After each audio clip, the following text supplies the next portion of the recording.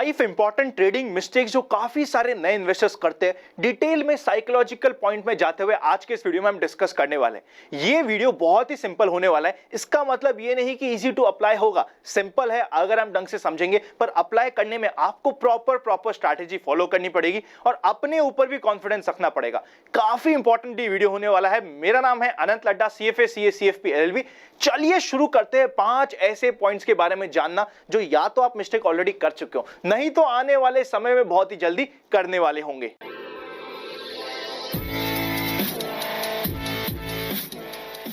सबसे पहली मिस्टेक जो काफी सारे नए ट्रेडर्स करते हैं वो ये कि जिस समय उनकी रिस्पांसिबिलिटी लेने का समय आता है वो पीछे हट जाते हैं। मतलब जब मार्केट में प्रॉफिट हो उस समय रिस्पांसिबिलिटी लेना बहुत इजी है और उस समय रिस्पांसिबिलिटी सब ले भी लेते हैं। हमेशा सब यही बोलते हुए मिलेंगे कि मुझे पता था कि ये विनर शेयर है, मुझे पता था कि ये शेयर बढ़ने वाला है, इसीलिए तो मैंने बाय किया था।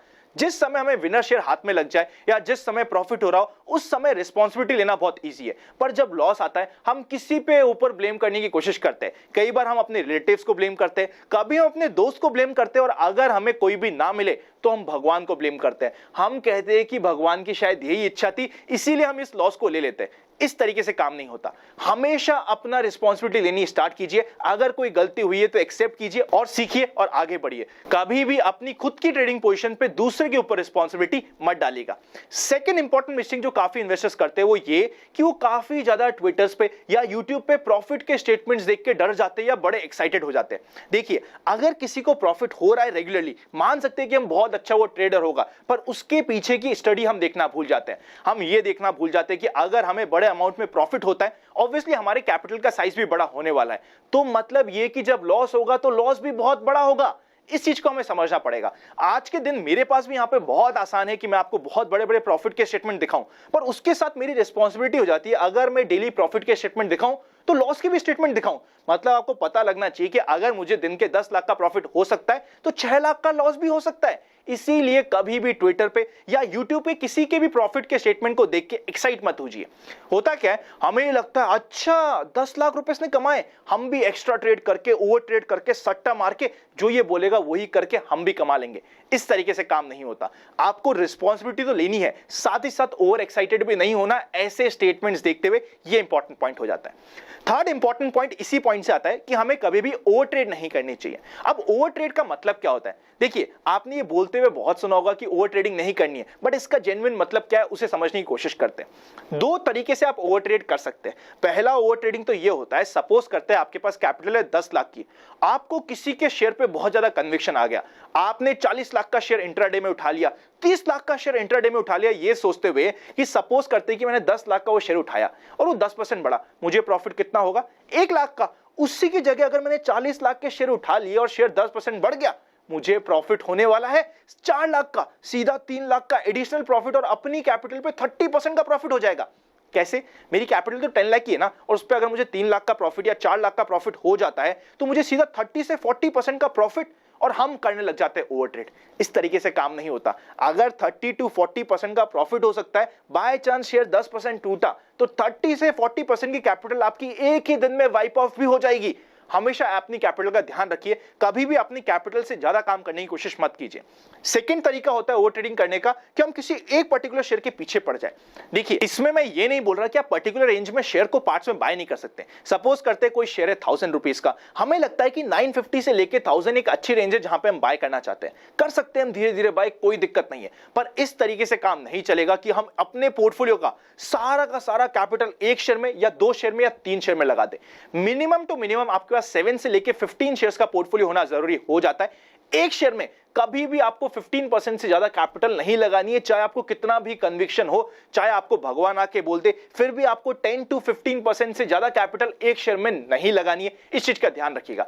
यह भी ओवर ट्रेडिंग का पार्ट होता है और काफी ज्यादा नेग्लेक्टेड होता है। हमने बहुत सारे ऐसे पोर्टफोलियोज देखे जहां पे इन्वेस्टर के पास सारा का सारा कैपिटल एक पर्टिकुलर शेयर में इन्वेस्टेड है क्योंकि उन्हें उस शेयर पे बहुत कन्विक्शन था। आपको अपने कन्विक्शन पे कन्विक्शन रखना है जब तक वो आपके पोर्टफोलियो का 10% या मैक्स टू मैक्स 15% के ऊपर का पार्ट नहीं बन जाता। अब चलते हैं फोर्थ पॉइंट पे। इससे पहले कि हम फोर्थ पॉइंट पे जाए, अगर अभी तक आपके पास डीमैट नहीं है तो डिस्क्रिप्शन में डीमैट अकाउंट ओपनिंग्स और प्राइवेट चैनल पर जुड़ने का प्रोसेस आपको मिल जाएगा।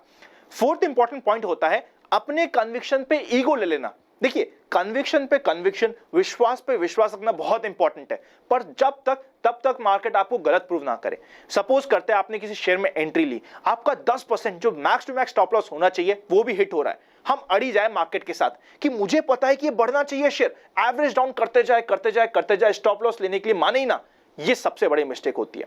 होता क्या है, प्रॉफिट की पोजीशन को तो हम बहुत जल्दी काट लेते हैं, जिस पोजीशन में हमें लॉस आता है उसमें हम एवरेज डाउन करते जाते हैं और हमें पता ही नहीं चलता कब हमारे पोर्टफोलियो का एक मेजर एलोकेशन एक लूजर शेयर में एलोकेट हो चुका होता है। कभी भी मार्केट से लड़ने की कोशिश मत कीजिए। आप कितने भी बड़े एनालिस्ट या कितने भी बड़े इन्वेस्टर क्यों ना हो, मार्केट की रिस्पेक्ट कीजिए। अगर आपको मार्केट बोल रहा है कि आपकी गलती हो गई है, लूजर शेयर आपके गले पड़ गया है, कोई बात नहीं, 8 से 10% का स्टॉप लॉस लेंगे और हट जाएंगे, या फिर जो भी आपका स्टॉप लॉस है वो लेंगे और हट जाएंगे। कभी भी मार्केट से लड़िए मत कि मेरा ईगो कैसे हर्ट हो गया, मतलब मेरा शेयर कैसे टूट सकता है, मुझे पता है ये शेयर बहुत अच्छा है, मुझे पता है ये फंडामेंटली बहुत साउंड शेयर है, मुझे पता है मैंने एक परफेक्ट ब्रेकआउट पे बाय किया है। ब्रेकआउट पे बाय करना बहुत आसान होता है, पर यह ध्यान रखिएगा, क्या बाकी मार्केट के पार्टिसिपेंट्स को नहीं पता कि ब्रेकआउट है, या फिर क्या स्मार्ट प्लेयर को नहीं पता कि ब्रेकआउट है?